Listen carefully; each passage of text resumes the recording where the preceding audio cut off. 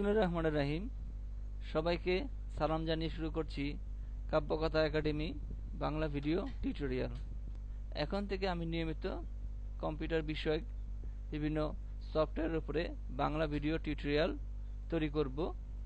তাই আপনারা যারা এখনও আমার চ্যানেলটি সাবস্ক্রাইব করেন নাই তারা অবশ্যই এখানে ক্লিক করে সাবস্ক্রাইব করুন। তাহলে আমি যখনই নতুন নতুন কোনো ভিডিও আপলোড করব সেটা আপনারা অটোমেটিকভাবে পেয়ে যাবেন। আর যারা সবসময় ফেসবুক নিয়ে ব্যস্ত থাকেন তাদেরকে বলবো, কাব্যকথা একাডেমি নামে একটি আইডি খুলেছি ফেসবুক, আপনারা সেখানে ফ্রেন্ড রিকোয়েস্ট দিয়ে রাখেন। তাহলে আপনারা বিভিন্ন সময়ে এই ফেসবুকের মাধ্যমে জানতে পারবেন নতুন নতুন ভিডিও টিউটোরিয়ালের খবরাখবর। এছাড়াও আপনাদের যদি কোনো সফটওয়্যার প্রয়োজন পড়ে বা কোনো বিষয়ের উপর টিউটোরিয়াল প্রয়োজন পড়ে তাহলে আপনারা এখানে কমেন্টস করে আমাকে জানাতে পারেন। অবশ্যই ইনশাআল্লাহ আমি চেষ্টা করব সেটি আপনাদেরকে তৈরি করে দেওয়ার জন্য। আর এছাড়া অন্যান্য যারা আছেন বিভিন্ন অফিসিয়াল কাজে ব্যস্ত থাকেন, ঠিকমতো ফেসবুকে আসতে পারেন না, তাদের জন্য তৈরি করেছি কাব্যকথা একাডেমি .blogspot.com নামে এই সাইটটি। আপনারা এখান থেকে সকল কিছু শিখতে পারবেন এবং জানতে পারবেন। এই জন্য অবশ্যই আপনাকে ফলো বা ইমেল এখানে আপনাদের ইমেল অ্যাড্রেসটি দিয়ে সাবমিট করতে হবে। তাহলে যখনই আমি কোনো নতুন ভিডিও ছাড়ব অবশ্যই সেই ভিডিওটি আমি আমার এই সাইটে দিয়ে রাখব, আর তখনই আপনারা সেটি ইমেলের মাধ্যমে পেয়ে যাবেন। এছাড়াও আমাকে সবসময় টুইটার, পিন্টারেস্ট, গুগল প্লাস এবং ফেসবুকে পাওয়ার জন্য এই বাটনগুলোতে ক্লিক করুন। আর যারা ফেসবুক ব্যবহার করেন তাদেরকে বলবো আপনারা আমার এই পেজে লাইক দিয়ে রাখবেন। তাহলে এই পেজের মাধ্যমে আপনারা আমার সকল খবর জানতে পারবেন। আজকে আমরা সবচেয়ে গুরুত্বপূর্ণ একটি বিষয় শিখব, সেটি হচ্ছে মাইক্রোসফট ওয়ার্ড, এমএস ওয়ার্ডে কি করে বাংলা ও ইংরেজি একসাথে লিখতে হয়। আমরা যারা অফিসিয়াল কাজ করে থাকি, এছাড়াও যারা বিভিন্ন শিক্ষা প্রতিষ্ঠান, সরকারি নিজস্ব ব্যবসা প্রতিষ্ঠান আছে, সেখানে অনেক সময় বাংলা এবং ইংরেজি দুটি একসাথে কম্পোজ করতে হয়। সেক্ষেত্রে বাংলা টাইপ করার পরে ইংরেজি ফন্ট চেঞ্জ করতে হয়, এতে কিছুটা সময় লাগে। আবার যখন বাংলা লিখতে যান তখনও আপনাদেরকে ফন্টটা চেঞ্জ করতে হয়। কিন্তু এই কাজটা যদি আরেকটু দ্রুত করা যায় তাহলে আমাদের কাজের ক্ষেত্রে অনেকটা সময় বেঁচে যাবে। এই কাজটা আমরা কিবোর্ডের সাহায্যে খুব দ্রুত ফন্টটি চেঞ্জ করতে পারব। তাহলে আসুন শুরু করা যাক। সর্বপ্রথম আপনাদেরকে মাইক্রোসফট ওয়ার্ড ওপেন করতে হবে। যাদের কাছে সফটওয়্যারটি নেই তারা আমার এই ভিডিওর ডেসক্রিপশন থেকে লিংকে ক্লিক করে ডাউনলোড করে নেবেন। তারপর সেটিকে আপনার পিসিতে সেট আপ করবেন। আসুন শুরু করি।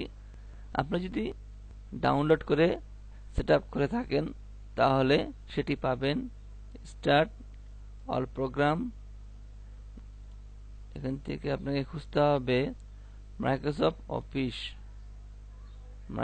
অফিস ওয়ার্ড 2003, ক্লিক করুন। এটি আমাদের মাইক্রোসফট ওয়ার্ড এর ইন্টারফেস। এখান থেকে আমরা সরাসরি চলে যাব টুলস, কাস্টমাইজ আসার পরে আপনাকে এখান থেকে কমান্ডস সিলেক্ট করতে হবে। তারপরে কিবোর্ড,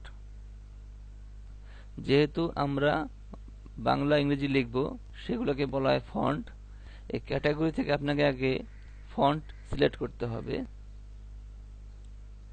ফন্টস আমরা সর্বপ্রথম ইংরেজি ফন্ট, যেটি সবসময় আমরা লিখে থাকি, টাইমস নিউ রোমান, এটিকে আগে সিলেক্ট করব। এখান থেকে ক্লিক করে ধরে নিয়ে নিচে চলে আসেন। এখানে ক্লিক করে আস্তে আস্তে উপরে ওঠেন।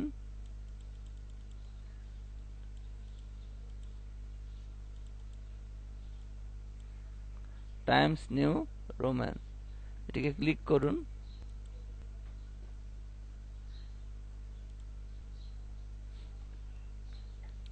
Press new shortcut key. আমাদের MS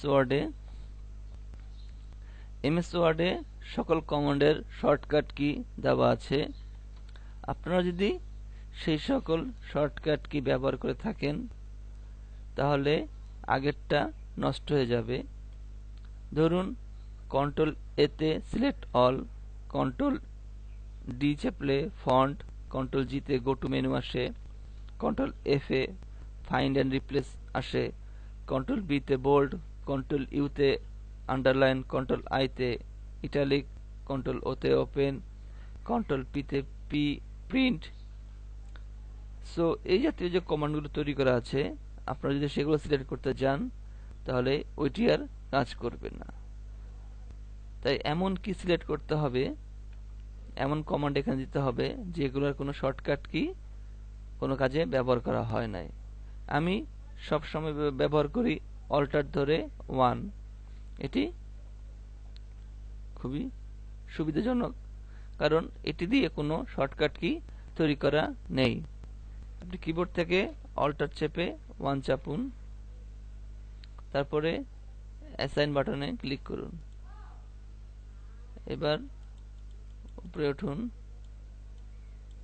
Bangla font Sutonny এমজে click করুন, অল্টার ধরে 2 চাপুন, অ্যাসাইনে ক্লিক করুন এবং সুতনি ইএমজি। এই ফন্টটা সাধারণ ফন্টের থেকে একটু বড়। এটি আমরা সাধারণত কোনো হেডলাইন এর ক্ষেত্রে ব্যবহার করে থাকি। অনেক সময় যারা বিভিন্ন স্কুলের প্রশ্নের কাজ করে থাকেন তারা স্কুলের নামটা লেখার পরে সিলেক্ট করে এই সুতনি ইএমজি ফন্টটা দিতে পারেন, তাহলে সেটি একই সাইজ থাকবে ফন্টের কিন্তু একটু বড় দেখা যাবে। এটিও অনেক সময় কাজে লাগে। এটিকে সিলেক্ট করে প্রেস নিউ শর্টকাট কিতে গিয়ে অল্টার 3 চাপুন, অ্যাসাইন, এবার ক্লোজ করে দিন। লক্ষ্য করুন আমাদের এখানে টাইমস নিউ রোমান ফন্টটি আছে। আমরা এখন টাইপ করি এখন ইংরেজি।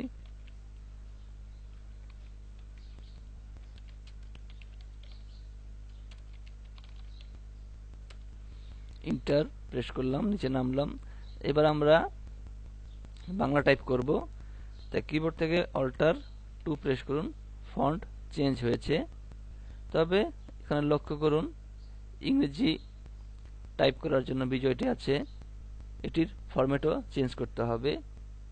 এটি করার জন্য আপনারা কিবোর্ড থেকে অল্টার কন্ট্রোল বি চাপুন।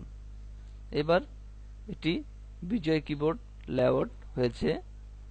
আবার পুনরায় অল্টার কন্ট্রোল বি চাপলে এটি এখন ইংরেজি লেআউট হয়েছে।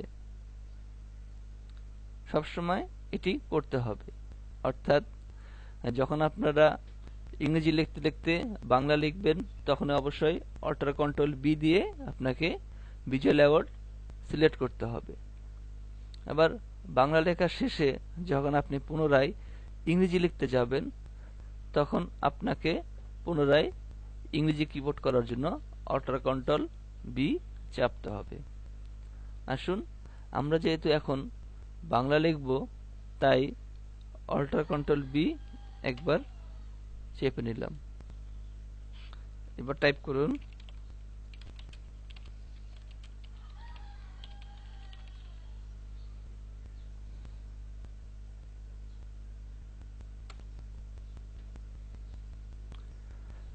আবার আমরা চাচ্ছি ইংরেজি লিখব।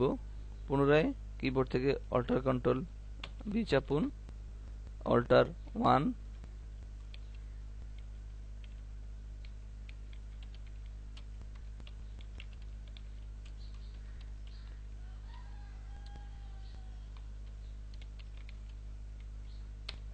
আশা করি শিখতে পেরেছেন। এখন থেকে নিয়মিত আমি Microsoft Word, Microsoft Excel, Microsoft PowerPoint সহকারে সকল প্রকার সফটওয়্যারের বাংলা ভিডিও টিউটোরিয়াল তৈরি করব। আপনাদের যদি আমার টিউটোরিয়ালগুলো ভালো লেগে থাকে অবশ্যই ভিডিওতে লাইক করবেন এবং সাবস্ক্রাইব করে রাখবেন। তাহলে আমি যখন নতুন নতুন কোনো ভিডিও তৈরি করব অবশ্যই সেটা আপনারা সাথে সাথে পেয়ে যাবেন। সবাইকে অসংখ্য অসংখ্য ধন্যবাদ।